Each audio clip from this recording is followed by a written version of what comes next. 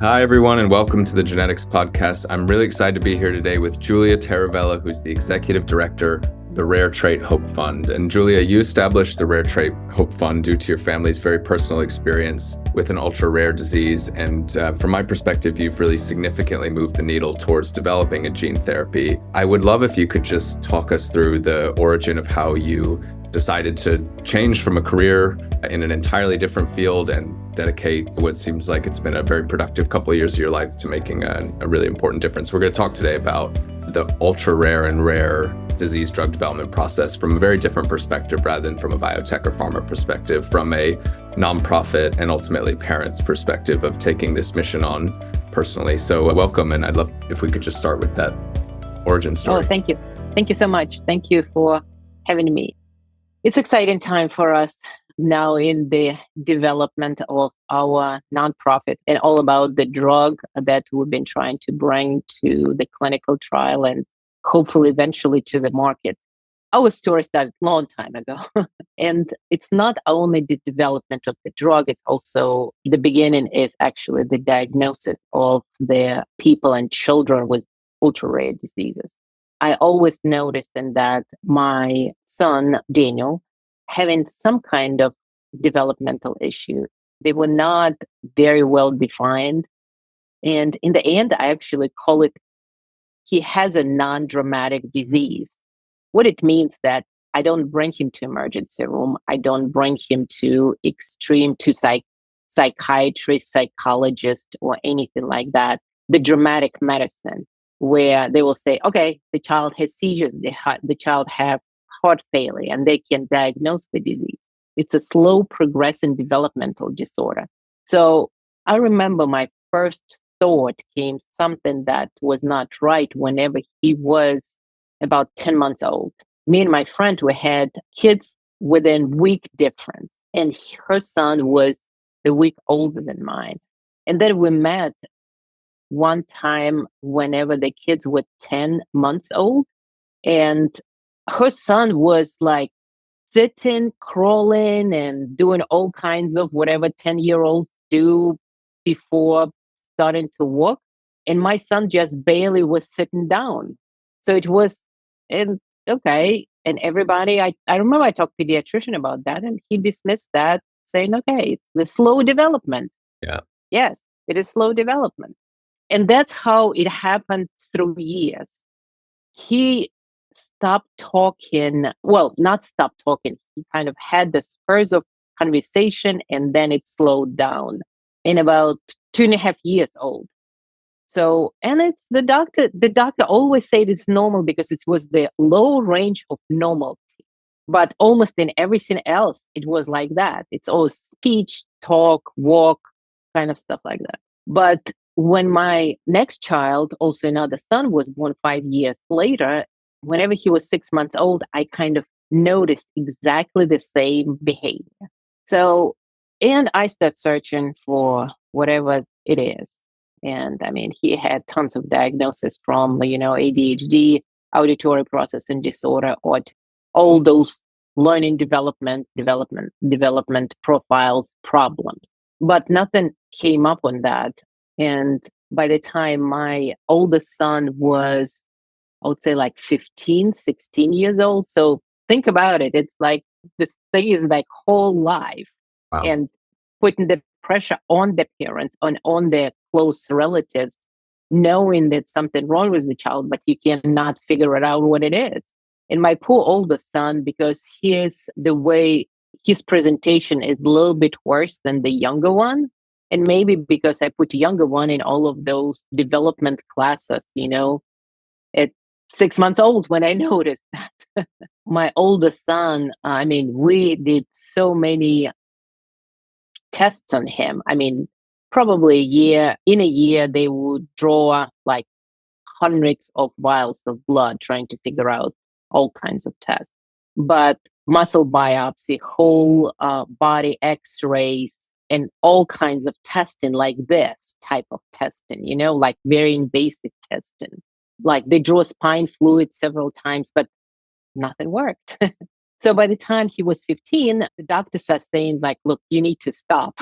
You need to stop that and get in peace and try just to accept that you will never find out. So that was early 2000s, and you probably appreciate that. That's what I did is 23andMe just came out. So I started with just doing, and that was, remember the pricing was like $800 a piece. And I remember we did the whole whatever testing for me and my husband because it was expensive. $800 like 20 years ago, it was expensive. So we did that for both of us. Nothing came out. Then, okay, like maybe 6 months later, I was able to get enough money to test the rest of the family, so including my kids, the living grandparents, and stuff like that. The funny part that also nothing came up, nothing kind of nothing popped out that will present with the disease. So what I started looking at, I mean, it's kind of crazy. And looking back, I think I probably was obsessed Yeah. was trying to figure out. So what I did is, thanks for my whole engineering background. So I have double major chemistry and chemical engineering. So what I started looking at is genetics. Most of those genetic companies now and back then offering you can download raw data. So I downloaded raw data. What I did is I actually generated hypothetical child between me and my husband and compare the hypothetical child or children, because there are several options can be, to my real children. That's the way I found the problem. It is, so you probably will appreciate that. One of the genes, the genes of interest, let's say, they had a deletion.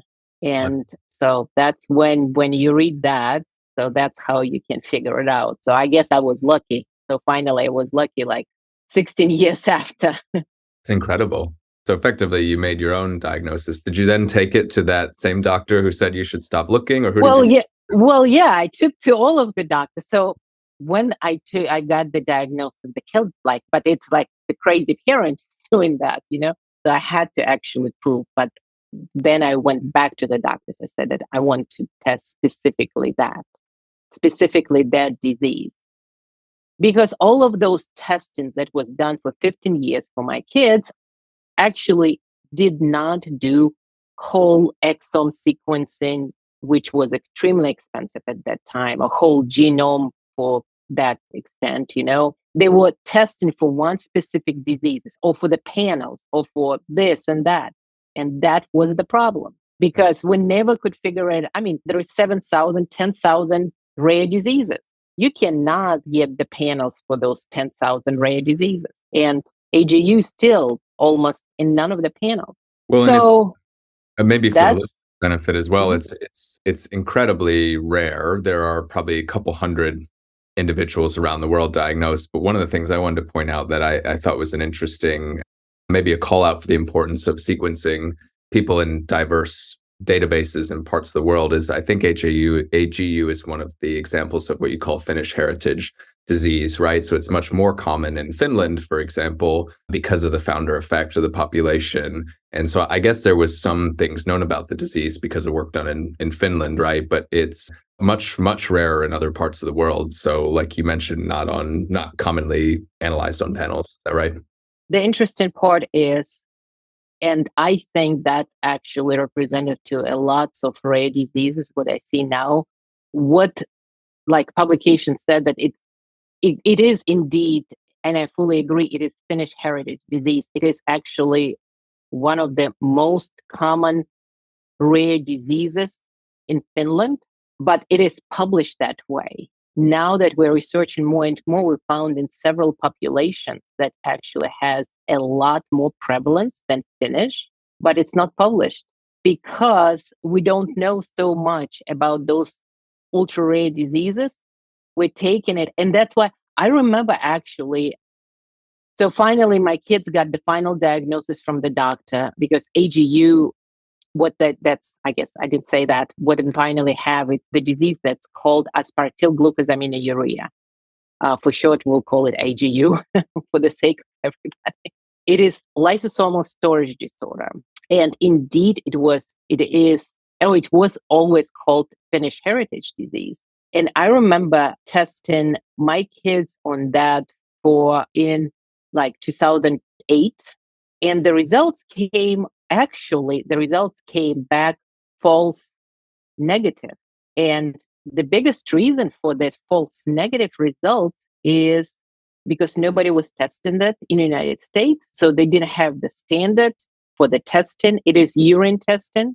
And I remember doctor saying that, well, what happened with the results is the results came back, the sample is contaminated. And I remember talking to the doctors like, look, I'm chemist. That's my that's my job to That make they don't need to look at that. non-contaminated samples. But I've been working like in the lab, Oh my gosh. He said that first of all, it's a Finnish heritage disease. And number two, he said that you really don't want your child to have that disease. There's no treatment. So yeah, that's kind of funny. Wow. And so you said rather than bury my head in the sand and say I don't want it to be this, that this is the truth. And so Yeah. you tell me about how you then started to think about raising money, and you've raised quite a bit of money to pursue therapy development for this ultra rare disease. And I'd love to hear about, did you consider different routes, like maybe I partner with a biotech company or I start a nonprofit? How did you go about deciding to take the route that you did?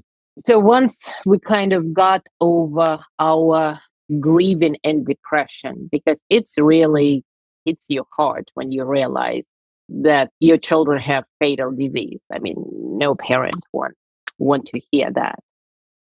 And so once you kind of get over it, and that's a very important part of the grieving process. And out of that, from what I see now, the parents with the children with those type of diseases come out in two ways. And I guess it's just human nature. Everybody out of stress and out of the distress coming out of into one of them will say, okay, that's what my life for me. I will now like grieve on that forever and ever. And the outcome of that, like they really don't do anything. They just kind of accept that, that everybody needs to feel sorry for them. And that's very understandable. And the other type of parents, and I have in like I would say that people who are developing the drug have to deal with all of that. That's how you get impatient, and it's very difficult to get patients like that have that attitude. And then there is a parents that's actually, I would say, probably me. And there is a few other parents that we got together in a very tight group. And that's also the very different, kind of totally different type of parents, very different. They want to get into every single detail on that. That's also for, like, let's say, biotech and pharmaceutical companies, very difficult to deal with because those parents want to be everywhere. But for me, ultra rare disease is kind of looking around what I find out back in 2012. I kind of look out the whole field of what's going on with HU. And what I found out that thanks to that kind of the study in Finland, they studied that disease for quite a while, for like 10, 20 years, 30 years. They actually did enzyme replacement therapy in mice, and it showed extremely good results. But they were never, so the pharmaceutical company that tried to develop enzyme replacement therapy never were able to figure out how to make their enzymes on a large scale. So that stopped. They tried bone marrow replacement and then didn't work too good. The results didn't come out well.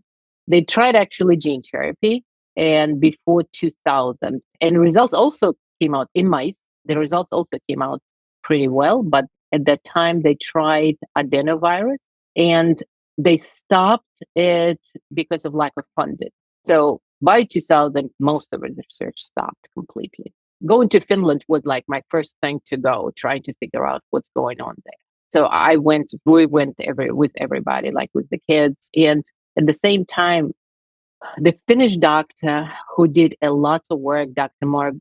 Maria Arvio, she's the one that kind of studied the disease and published the natural history of the Finnish disease, Finnish mutation of the disease, I would say. So she invited us, but also invited one other family, French family, also that just got diagnosed a few months before that.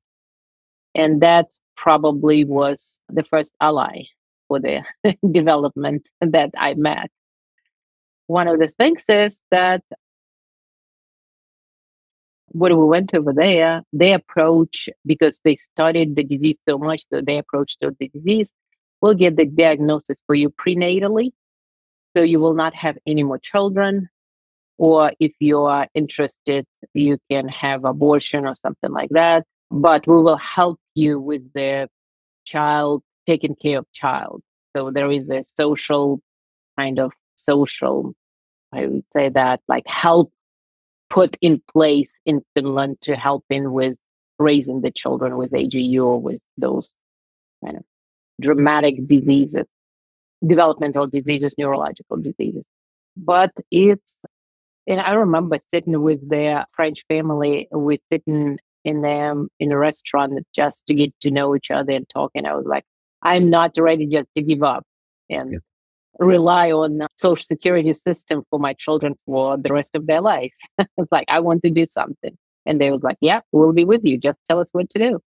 And after that, I actually did. So my background, and at that time I did full time. I actually had a full time job. My background is in project development, early stages project development.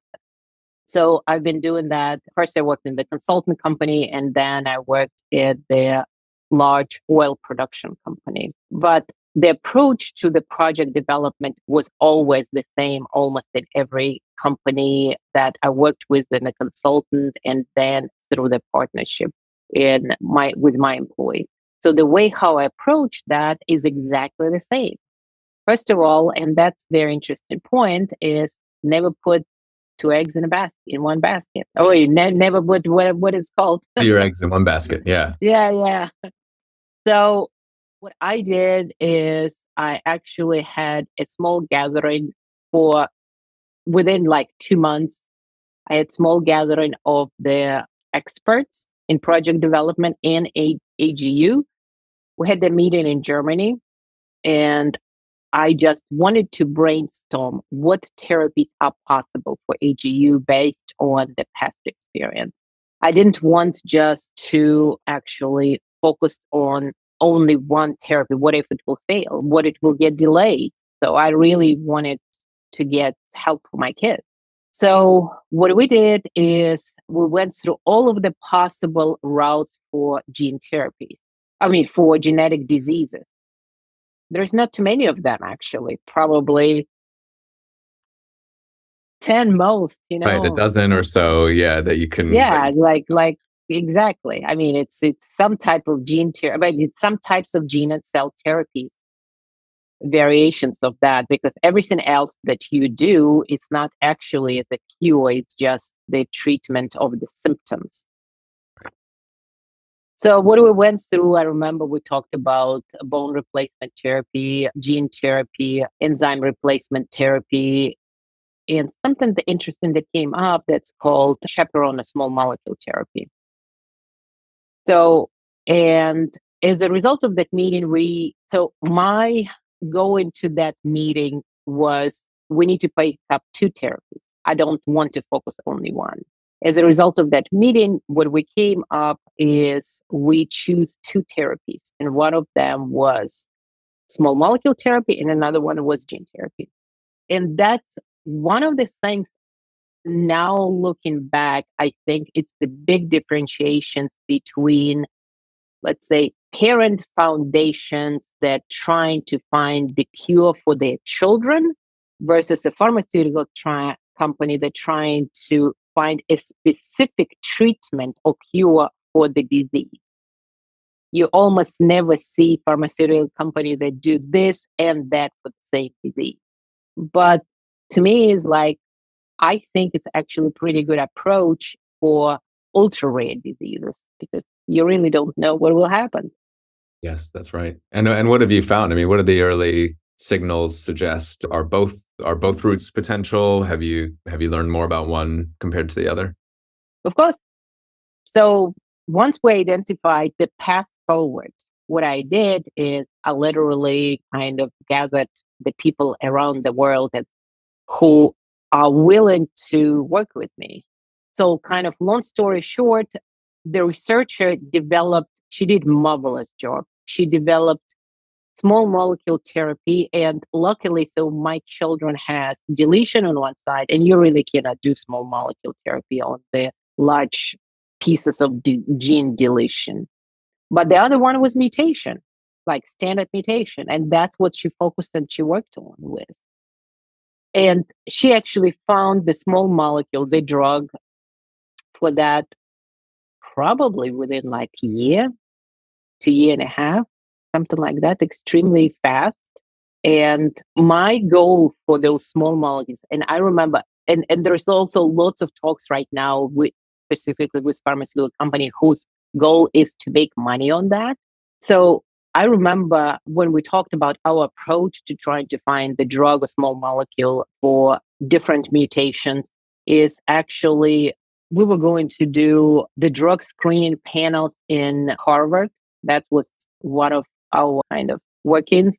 Before that, actually, when we were waiting in line, because at that time, like it was over 6 months or a year waiting period, I asked her to actually screen off the shelf natural component and see if this is a possibility for us to find something. And that's actually what we found.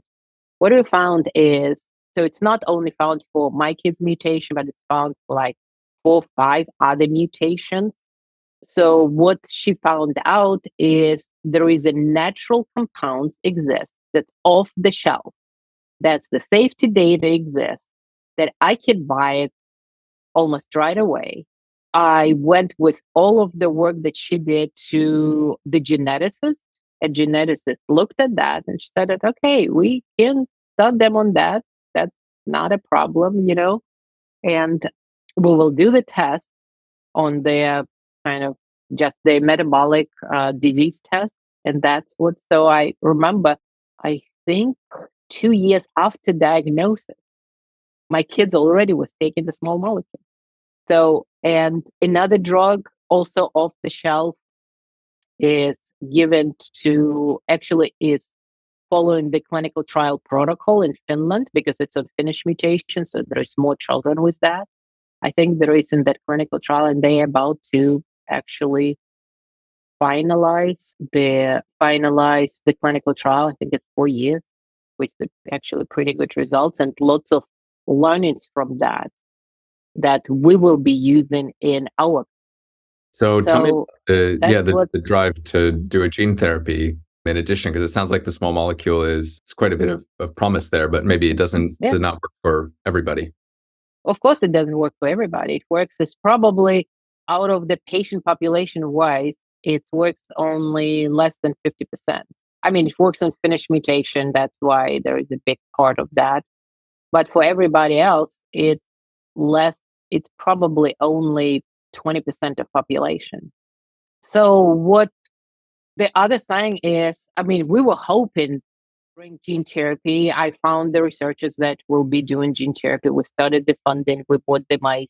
Everything that was done was funded by us or another parents organizations globally that we worked with in different countries. Gene therapy, AGU, the gene that is responsible for AGU called AGA. It is very small gene, means that it fits in AAV. So we are doing gene therapy with standard AAV9 virus carrier. I think the researchers developed the construct, the plasmid, and the vector pretty quick within a couple of months, produced enough to use in mice for efficacy studies. It took a few extra years to get good, consistent results because lots of people work with AAV viruses and mice gene therapies, but 12 years ago, it was not too many. There was only few people that was doing that. So actually, the learning process and get consistent results took extra couple of years. And in, I think, 2018, yes, in January 2018, we went to FDA with pre-IND. Everything was finished. And pre-IND was actually, we had a pretty good result. One of the also learnings for me now, like once we're going to do next diseases and next diseases, it's actually definitely do pre-IND meetings with FDA. What it gave us ability to save a lot of money because the standard process, and once you read in the FDA documents, you go from your efficacy study, you produce in the drug, and then you do toxicology. And toxicology, you do in primates, non-human primates. It is a lot of money. But once you present the data and maybe do certain studies with the mice, like long-term safety data you can do with the mice, FDA will let you, might or might not, but if you ask, it will happen. If you will never ask, it will never happen. So as a result of that, we were actually allowed to use rats in our toxicology study, not non-human primates, which is, I mean, saved us probably million plus.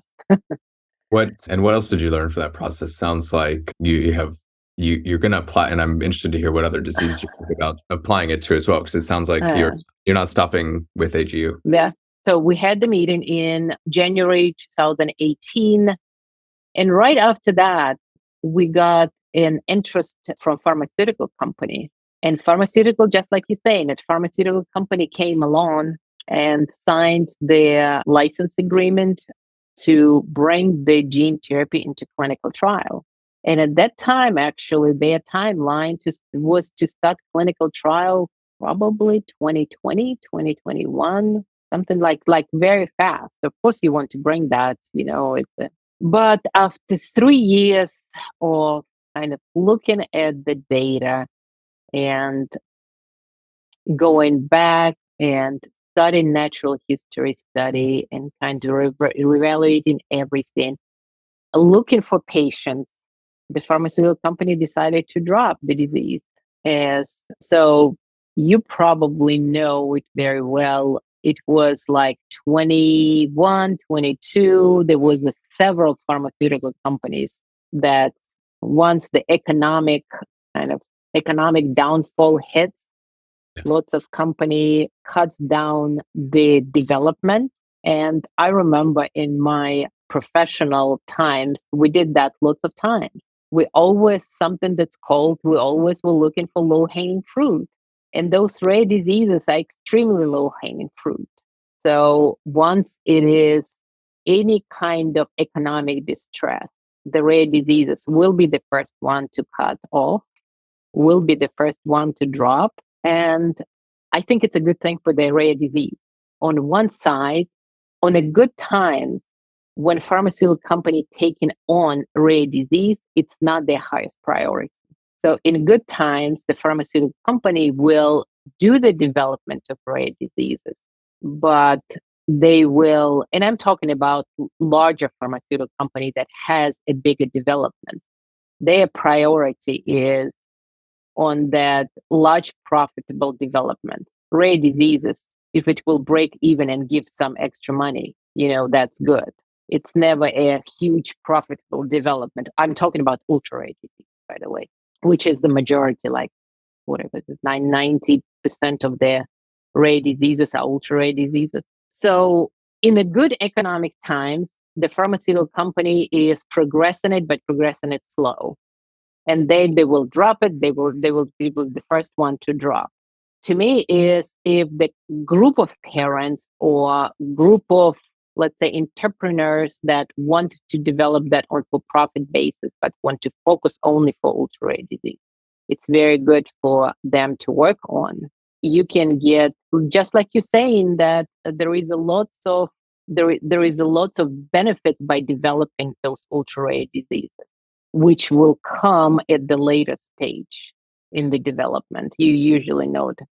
But then for us, it is extremely difficult to do fundraising. We never got, as the nonprofit foundation, I think we got only one grant. Everything else, the money that was raised was purely on grassroots fundraising. And that parents put in events and entertainment nonstop. I remember in our early days whenever we will just one of two parent groups between us and French people. I think for 5 years we did fundraising. I mean, we will put in events in New Orleans like 4 or 5 times every year for years. It is extremely exhausting. Yeah, I can only imagine. But once you progress more and more, kind of you learn all of that, and you learn how to negotiate all of the cost estimates, all of the contracts. You learn all of that. And you find the companies who are extremely interested in you, want to help. Like few of the companies, when we start producing the drug, gave us huge donations, hundreds of thousands of dollars, not in money, but in kind donation. Let's say if the contract was $300,000, we end up paying, I think, $80,000. The rest, the company wrote off, because as a nonprofit, we can provide tax receipts, tax breaks, and things like that. And some of the companies that's making profit will be interested in those tax breaks. So yeah, that's kind of. I think the journey of the ultra rare disease development with nonprofit or extremely small for-profit fund company is very different for large or medium-sized pharmaceutical companies. To leave our listeners with a couple of questions or takeaways here, and there are two ones that I have. One is, first, how can people help you to take the next step on this journey? It sounds like it's been a little bit of a 2 steps forward, 1 step back, and you have extreme perseverance, and I have nothing but admiration for you continuing to make progress. I know people can visit your website, which we'll put a link in the chat as well, but it's just raretrait.com, and can make a donation directly to help. But what other things, like what are you looking for? Partners or people who can help you take it to the next level? And then I've got one other question to close out with after that. Yeah. Well, it's parents, and it's not only me. There are several other groups of parents that's working in exactly the same situation as us. It's always our foundation, but specifically me. I remember talking to somebody yesterday, and the person was one of the summer interns. I interviewed right now for summer interns, and I specifically told him that, look, this is also my learning journey. What we're doing right now is we've finished we actually done the drug production, which we still are paying for it. We still don't have enough money. I think we paid like 60%. We still need to have 40%. I think it's all on the website. The toxicology study is done. So actually right now we're in the process of putting paperwork for IND. We're going to apply for IND sometimes within the next couple months, and then IND clearance, and then RIB and starting clinical trial. All of that is the complete new journey for me and for everybody that's working with me. We've never done that. So that's one of the things that the biggest help is actually teaching us and holding our hands. If there is no donations, that's the other thing that can be done. That's extremely, extremely important. It's like the stuff that you are doing, you're putting out those webinars and kind of explaining the steps, what needs to be done, teaching people. That is extremely important. So think about it. There is a group of parents acting as a pharmaceutical company without training. Think about it. What you would do if you get new employees in the company without the training. Without the training, the first thing you would do is actually provide training for them. It would be so good to kind of set up some kind of, I don't know, like it's not a podcast, it's not a webinar, but some kind of school for parents who wants to develop their drug. Yes. And to me, there is 7,000 diseases that they don't have a treatment. There are plenty diseases to share. There is plenty of work to do for everybody. That's almost. And if anybody will provide the expertise, okay, you go this way. That's how you do. Step this, and this. That's all I need.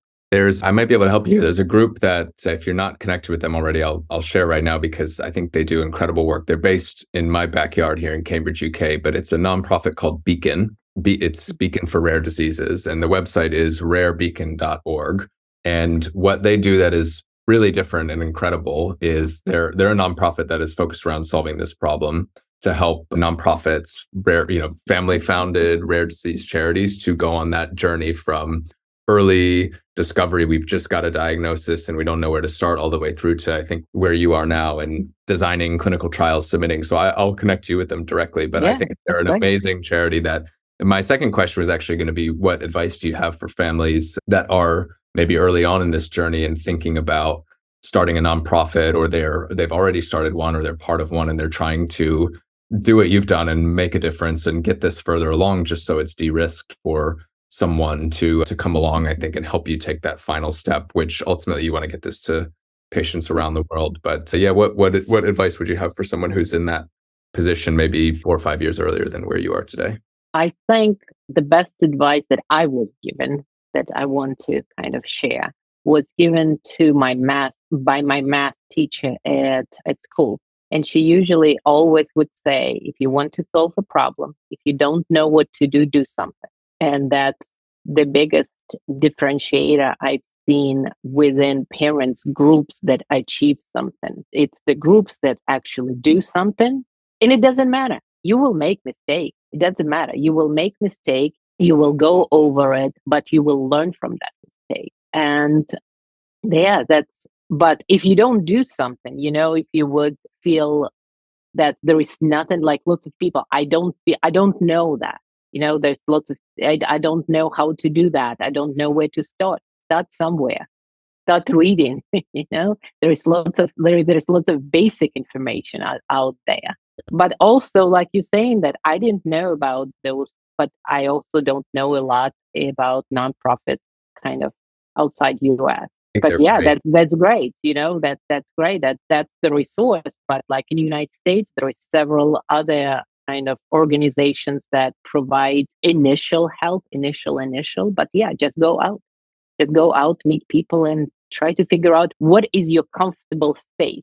Whether you want to be an advocate and kind of spread the word about the disease, if you want to be somewhere who facilitates the research, who brings people together, who kind of brings team together, or maybe a few people that I know of that they actually went back to the lab and start doing the work by themselves because they have that background.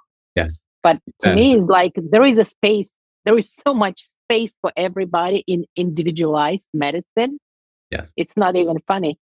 Yeah, and I think you made the great point and example earlier of using your own skills. Like you have done complex project management, and so you almost started with that hat on. Like, look, I've done this in my life, and I know this is a complex project we're about to embark on. So how do I use those skills? I think that's a good lesson for anybody. Use what you've got and start there and do something, right? Yeah. Well, somebody. I mean, there's so many little things can be done around that. So essentially, you are building the totally new industry and organization.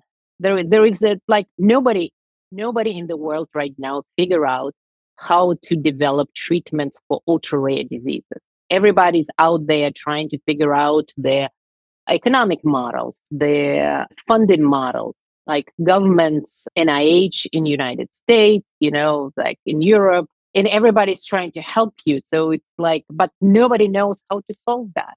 So to me, it's like the more people, the merrier. We can all work together and everybody have different skills. I benefited so much from the skills of the other people and learn from that. It's amazing. I appreciate those relations and those friendships. It's unbelievable.